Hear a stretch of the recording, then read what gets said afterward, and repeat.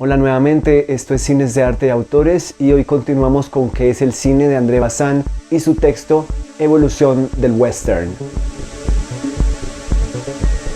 Bazin escribió este texto en 1955 en la revista Cahiers du Cinéma. Se menciona el periodo comprendido entre 1940 y 1955 aproximadamente, periodo en el que estaba finalizando la Segunda Guerra Mundial, y Bazin nos va a contar qué ocurrió dentro del género western apenas terminó la guerra.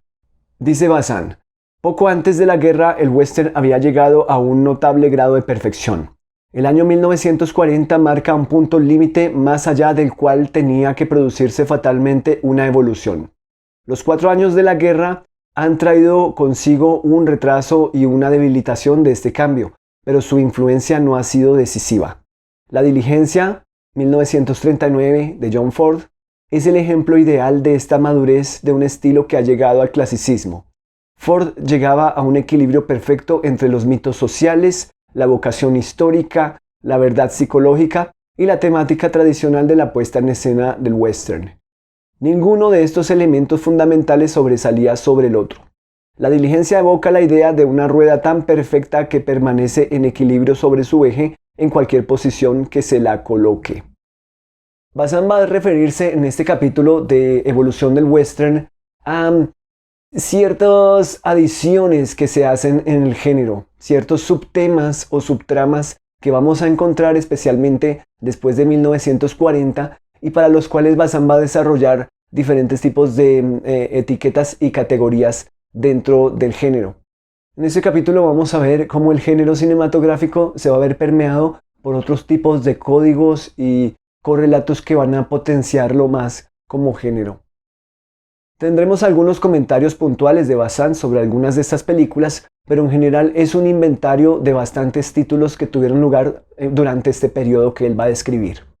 Dice Bazin: enumeramos algunos nombres y títulos de los años 1930 a 1940.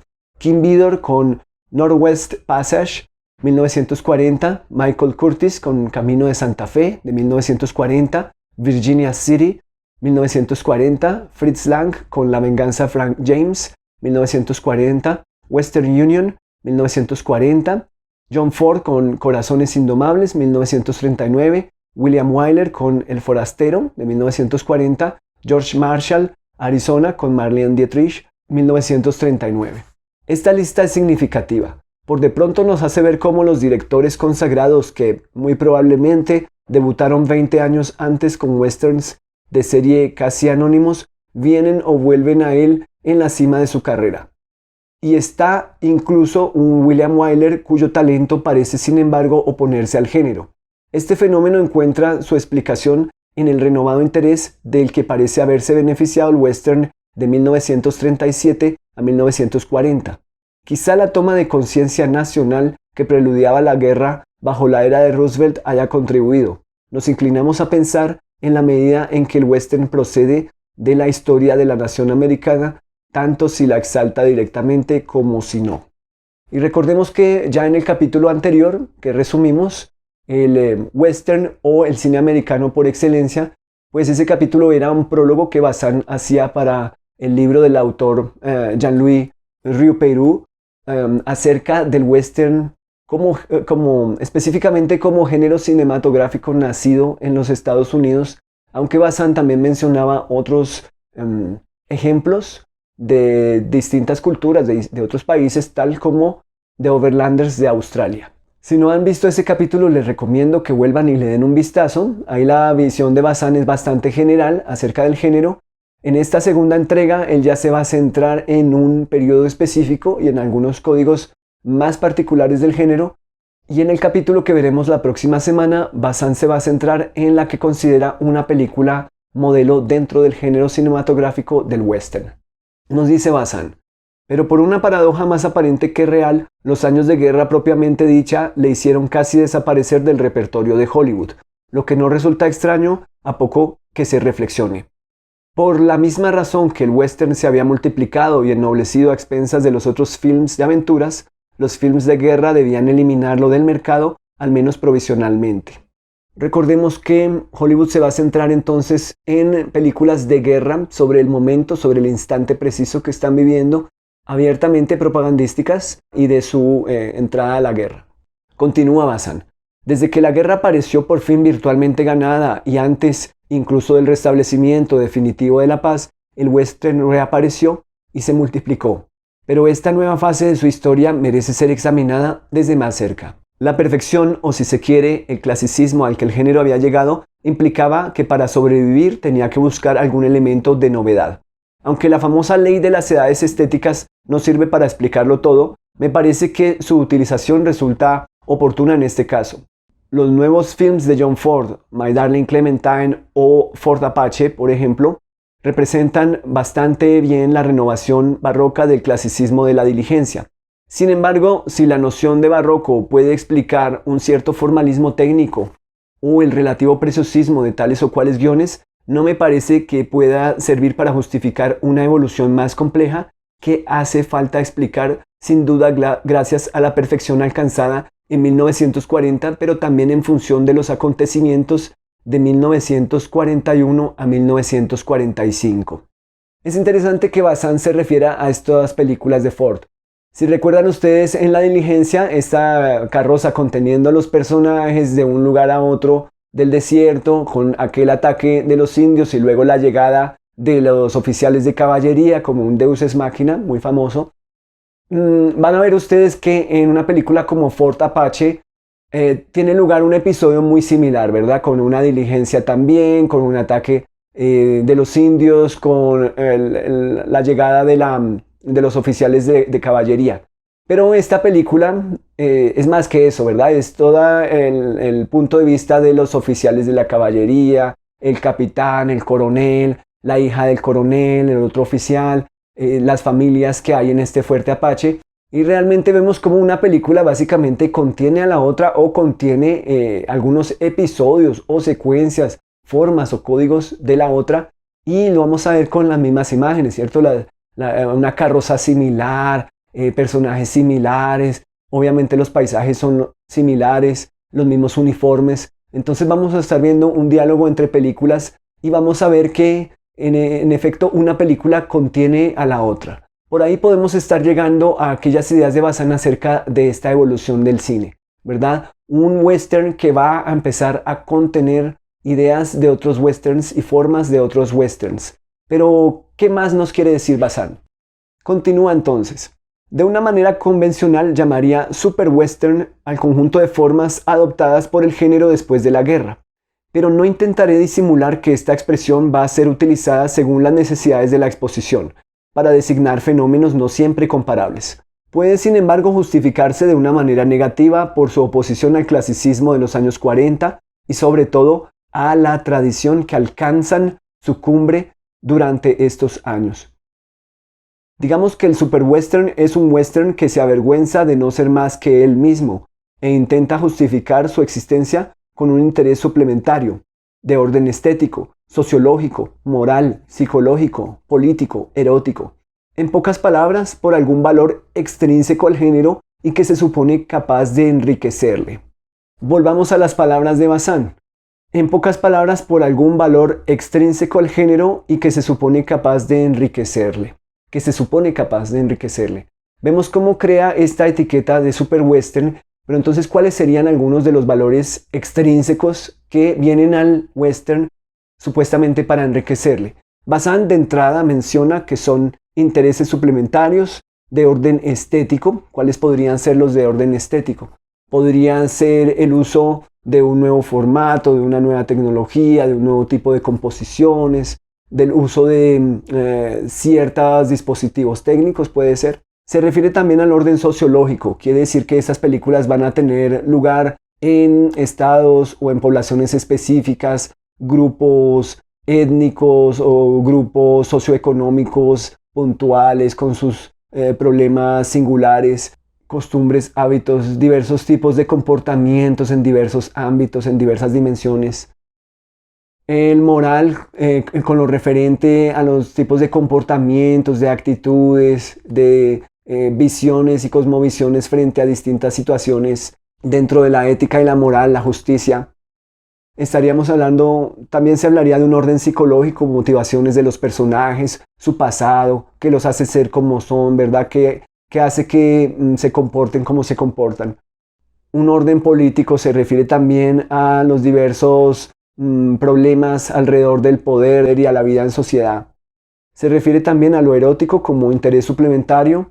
Podríamos decir que el encuentro de algunos individuos particulares, el nacimiento de un deseo corporal, carnal, y esa posible consumación o no de ese deseo dentro de la película. Continúa Bazán. Es probable efectivamente que el fenómeno del superwestern hubiera aparecido de todas formas, pero quizás su contenido habría sido diferente. La verdadera influencia de la guerra se ha hecho sentir después, sobre todo. Los grandes films que ha inspirado son de hecho posteriores a 1945, pero el conflicto mundial no ha proporcionado a Hollywood solamente temas espectaculares, sino también y sobre todo le ha forzado, durante algunos años al menos, a reflexionar. La historia, con H mayúscula, que antes no era más que la materia prima del western, se va a convertir a menudo en su argumento. Es el caso concreto de Fort Apache, donde vemos aparecer la rehabilitación política del indio, seguido por numerosos westerns hasta Apache, ilustrada especialmente por Flecha Rota de Delmer Daves. Pero la influencia profunda de la guerra es más indirecta sin duda, y hay que discernirla cada vez que el film sustituye los temas tradicionales por un tema social o moral, o al menos lo propone. Pero volvamos a esto que Bazán afirma como una rehabilitación política del indio para su ejemplo con Fort Apache. Si ustedes vieron la película, ¿consideran ustedes que existe tal rehabilitación política del indio?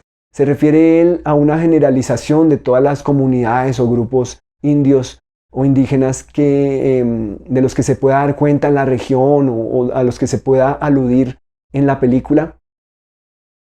No estamos hablando de unos individuos en particular que están a favor del diálogo, pero otros en la misma película no están para nada a favor del diálogo, sino que buscan es la violencia y el exterminio. Podemos generalizar o podemos hablar de episodios o de individuos concretos dentro de la película con sus visiones del mundo concretas. Esto podría llevar a discusiones muy ricas acerca de esa película. Podría etiquetarse la película como racista, podría etiquetarse la película como de diversas miradas, de diversas posiciones, de diversas voces. ¿Qué opinan ustedes? ¿Se puede generalizar en la película que todos los indios son así y asá, o que todos los militares son así y asá, según lo que muestra la película? Creo que vemos una pluralidad tan grande de individuos y de formas de actuar y de motivaciones que vamos a estar en problemas siempre al tratar de poner etiquetas. Entonces, habría que ver con ejemplos muy puntuales qué es lo que está ocurriendo y qué motiva a esos personajes a actuar como son o a resolver los conflictos de la manera que lo hacen, ¿verdad? Porque lo que en esta película molesta a esa comunidad en particular es la llegada de un vendedor que va a empezar a, digámoslo así, a corromper a la juventud, a los indios más jóvenes, a las mujeres, a través del licor, a través de otras sustancias que les empieza a vender, de algunos productos, y simplemente lo que ellos quieren es que esa persona se vaya, ¿verdad? Entonces, a partir de ese momento en que a través del diálogo se expone lo que la otra parte quiere y la otra parte decide si va a negociar o si va a llevar a cabo esa solicitud que pretenden los otros de que esa persona se vaya de la comunidad o se vaya de esa zona, entonces es ahí donde se va a poner en juego la resolución de un conflicto. Pero por otro lado llega una persona con visión totalmente autoritaria para la cual la única forma de resolver los conflictos es a través del exterminio del otro y de su voz.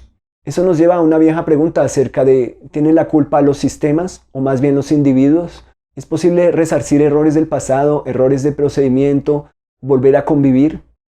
Pero también en el género ronda ese fantasma de el etnocidio, la usurpación de tierras, el robo y el saqueo de tierras de sus dueños originales.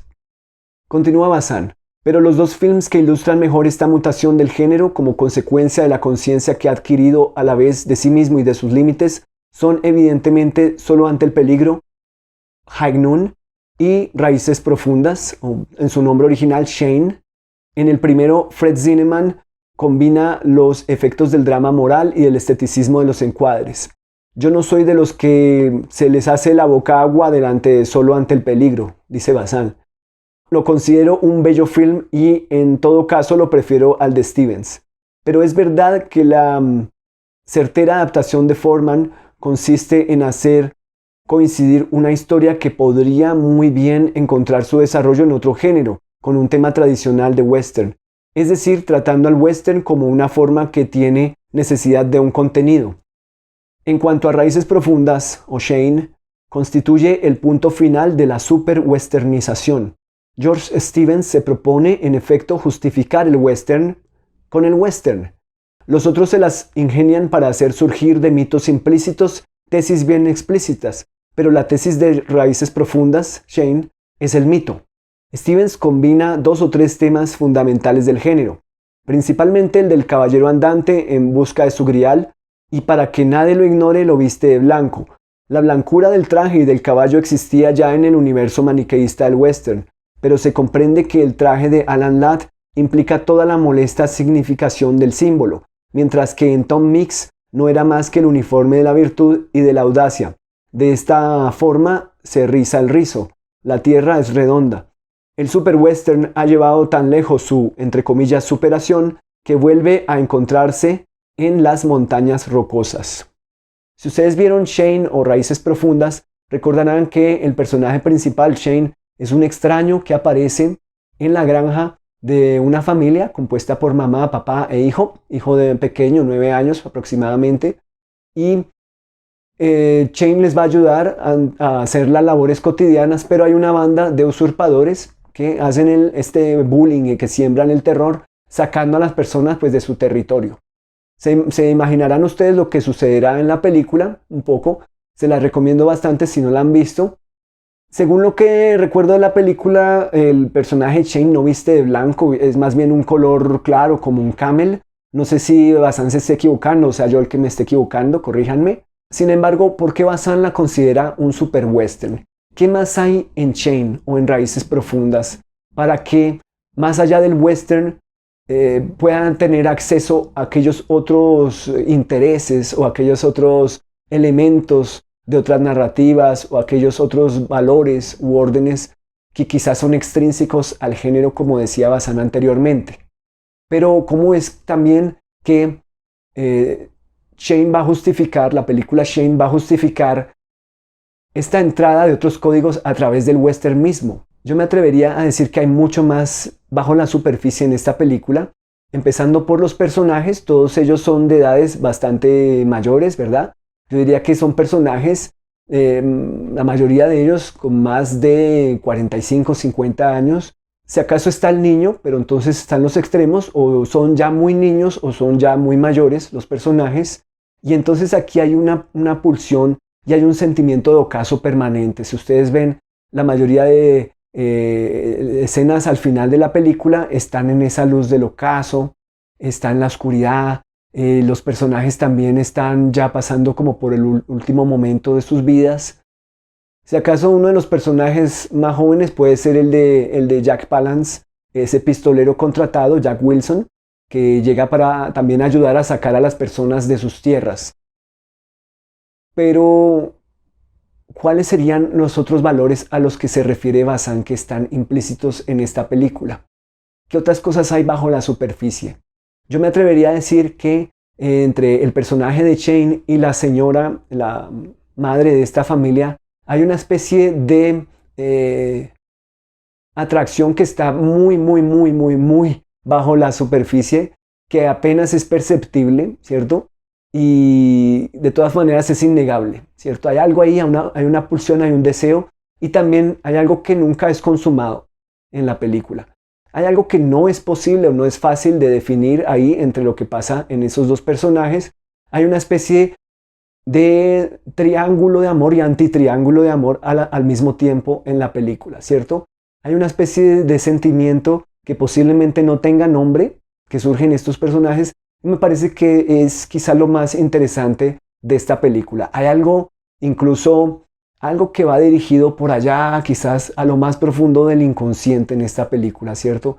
Hay algo interesante cuando estos dos hombres sacan esa raíz de un gran árbol que hay en la granja, y esto quizás como símbolo, quizás como una especie de extraño suceso va a tener que ver con lo que hay en la película, ¿cierto? Son una especie de, como su título lo diría, puede ser la raíz profunda que hay ahí, puede ser algo que está más debajo de la superficie, pero que estaba muy, muy, muy, muy, muy afianzado, pero que se va a sacar, va a salir a la superficie.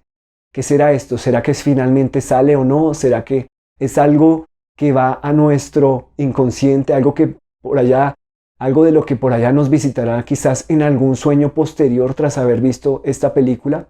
Algo quizás surreal, algo que hace que esta película parezca más bien un extraño sueño que tuvimos, una especie de pesadilla que termina no tan mal. ¿Realmente qué es esta película? ¿Qué hay debajo de esto disfrazado de western? ¿Es una experiencia surreal? ¿Qué opinan ustedes? Continúa Bazán. Si el género western estuviese en vías de desaparición, el superwestern señalaría efectivamente su decadencia y su último esplendor. Pero el western está hecho sin duda alguna con materiales distintos a los de la comedia americana o el film policíaco. Sus avatares no afectan realmente a la existencia del género. Sus raíces continúan penetrando bajo el humus de Hollywood, y siempre es posible asomarse viendo aparecer verdes y robustos retoños al lado de los híbridos, seductores pero estériles, que pretenden suplantarlos. ¿Qué hay debajo de estas raíces del western? ¿Serán las raíces aquellos traumas históricos? ¿Será el deseo sexual? ¿Será algún otro interés humano? ¿Será que se le puede hacer un psicoanálisis al western? ¿Será que se le puede hacer un análisis desde otras disciplinas al western? ¿Será esto legítimo? ¿Será esto válido? ¿Solamente las personas allegadas al cine o con estudios en cine seremos los únicos capaces de hablar de estas películas? Continúa Bazán. De hecho, la aparición de los superwesterns no ha afectado más que la capa más extrínseca de la producción, es decir, la de los films A y las superproducciones. No hace falta decir que estos seísmos superficiales no han resquebrajado su soporte económico, el bloque central de los westerns ultracomerciales, musicales o galopantes, cuya popularidad ha vuelto a encontrar probablemente una nueva juventud gracias a la televisión. Bazán sigue haciendo un inventario de títulos, son muchísimas las películas mencionadas en este texto, con lo cual nos deja una tarea a futuro, y es verlas, tratar de volver a este texto, tratar de revisarlo a la luz de los argumentos de Bazán y tratar de ver en estas películas si en verdad pues ellas se defienden por sí solas, si hay otros valores que nosotros vamos a ver, o si solamente son mencionadas en el texto para sustentar las tesis de Bazán. Continúa Bazán. Es a Howard Hawks a quien corresponde además el mérito de haber demostrado, cuando los superwesterns estaban en pleno auge, que seguía siendo posible hacer verdaderos westerns fundados sobre los viejos temas dramáticos y espectaculares, sin intentar desviar la atención con alguna tesis social o su equivalente en la plástica de la puesta en escena. Río Rojo y Río de Sangre son dos obras maestras del western que no tienen nada de barroco ni de decadente. La inteligencia y la conciencia de los medios conserva un perfecto acuerdo con la sinceridad del relato. Hay una idea interesante en el texto, y es que Bazán se refiere a algunas películas que, según él, solamente usan la temática del western para contar sus historias, como si no tomaran ningún elemento extrínseco al género. Entonces yo les pregunto a ustedes, ¿qué considerarían ustedes que es solamente propio del western, que no viene de ningún otro lugar narrativo, ninguna otra disciplina o interés? ¿Qué podría ser lo intrínseco del western? Algo que no se ocupe ni de lo sociológico, ni de lo psicológico, ni de lo erótico, ni de lo social, digámoslo así, entendido como temas de la época, preocupaciones, quizás de problemas del momento, de desigualdades del momento, de luchas o reivindicaciones del momento. ¿Cuáles serían aquellas temáticas que son solamente el western? Sería, por ejemplo, una historia en la que tengamos que llevar un rebaño de un lugar a otro, como en The Overlanders, pero prácticamente sin ningún contexto histórico, algo que no transcurre en un año específico, ni en una situación específica, ni bajo un gobierno específico. Sería simplemente eso, llevar una cosa de un lugar a otro, llevar una especie de prisionero o capturado de un lugar a otro, llevar un botín que no se sabe dónde vino, que no se sabe cuál es su origen, de un lugar a otro, atravesar un río con peligros de un lugar a otro. Serían esas temáticas particulares del western que no están permeadas por otros tipos de intereses históricos, sociológicos, psicológicos, eróticos. Bazán se refiere a algunas películas de Raoul Walsh y dice que en aquellas obras no hay intereses extrínsecos al western. Vamos a ver a qué se refiere. Dice: en cierta forma, Juntos hasta la muerte, Pursuit y Camino de la horca son ejemplos perfectos de esos westerns un poco por encima de la serie B y con una vena dramática simpáticamente tradicional. En todo caso, no hay en ellos ni rastro de tesis. Los personajes nos interesan por lo que les pasa y nada les pasa que no pertenezca a la temática del western. Pero hay algo, sin embargo, que aunque faltándonos toda referencia temporal sobre el rodaje de estos films, nos haría colocarlos sin duda en la producción de los últimos años, y es ese, entre comillas, algo, lo que quisiera definir. He dudado mucho en cuanto al epíteto que vendría mejor a estos westerns, entre comillas, 1950. Me había parecido al principio que debía buscar un término alrededor de, entre comillas, sentimiento, entre comillas, sensibilidad, entre comillas, lirismo. Creo que, en todo caso, estas palabras no deben descartarse porque caracterizan bastante bien al western moderno con relación al superwestern. Casi siempre intelectual, al menos en la medida en que exige al espectador que reflexione o que admire. Casi todos los títulos que voy a citar ahora serán títulos de films, no voy a decir menos inteligentes que Solo ante el peligro, High Noon, pero sí, en todo caso, sin segundas intenciones y en donde el talento estará siempre puesto al servicio de la historia y no de lo que significa. Hay otro término quizá más preciso que los que he sugerido anteriormente, o al menos capaz de completarlos: la, entre comillas, sinceridad. Quiero decir que los directores juegan un juego limpio con el género, incluso cuando están conscientes de, entre comillas, hacer un western. La ingenuidad queda necesariamente excluida al nivel de la historia del cine en que nos encontramos. Pero mientras que los superwestern sustituían la ingenuidad por el preciosismo o el cinismo, hay ya quien nos ha demostrado que la sinceridad es todavía posible. Nicholas Ray, rodando Johnny Guitar, a mayor gloria de Joan Crawford, sabe evidentemente lo que hace.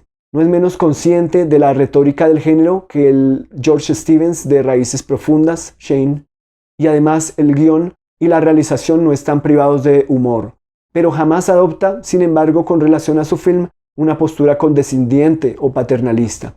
Aunque se divierta, no se burla. Los esquemas a priori del western no le impiden decir lo que tiene que decir, incluso aunque ese mensaje sea en definitiva más personal y más sutil que la inmutable mitología. Bueno, aquí ¿no les parece que de todas formas sí hay valores extrínsecos al western?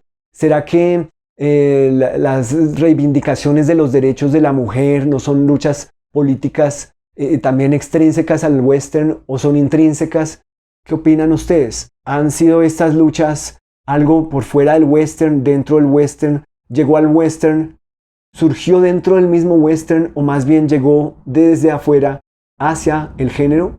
Si ustedes recuerdan el rol de la mujer de Joan Crawford en Johnny Guitar y la posición que ella tiene en la película, ¿no tiene que ver esto también con una serie de procesos extrínsecos al género? Una serie de luchas, reivindicaciones de los derechos de las mujeres y una serie de roles distintos y representaciones distintos de las mujeres en el cine. ¿Qué opinan ustedes?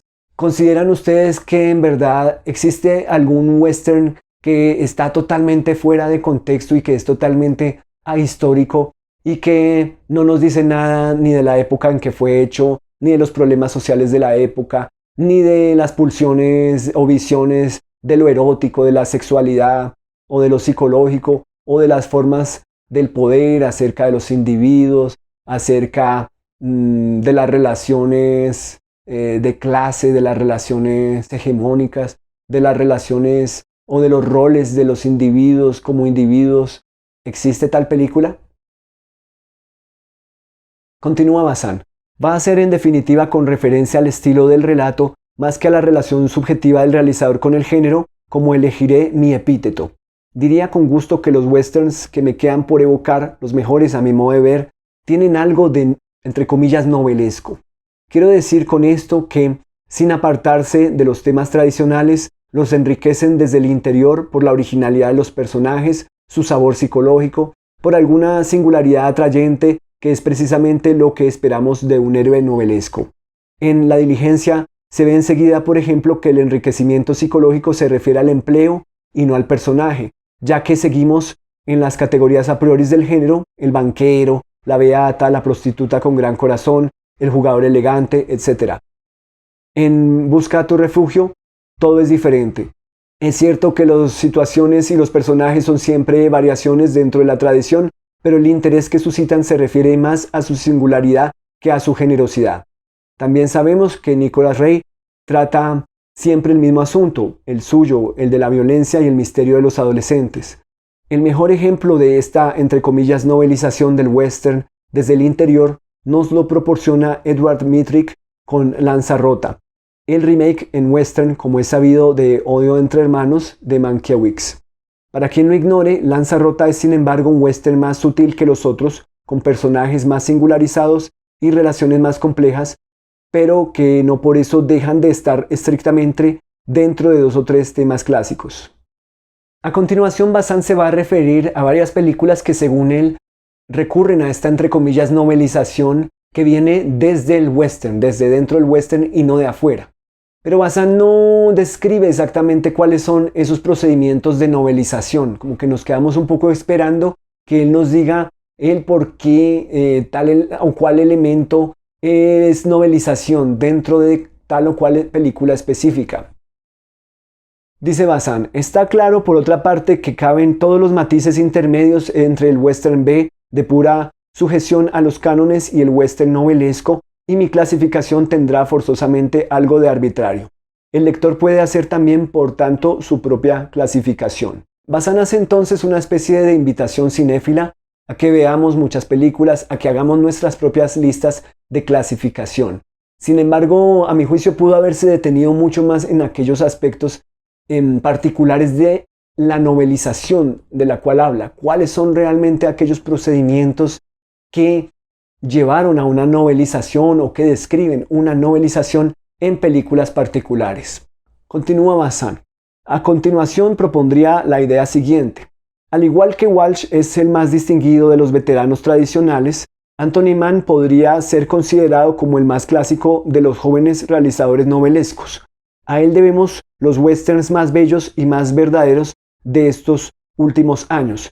El autor de Colorado Jim es probablemente el único de los realizadores americanos de la posguerra que parece especializado en un género en el que los demás realizan tan solo incursiones más o menos episódicas.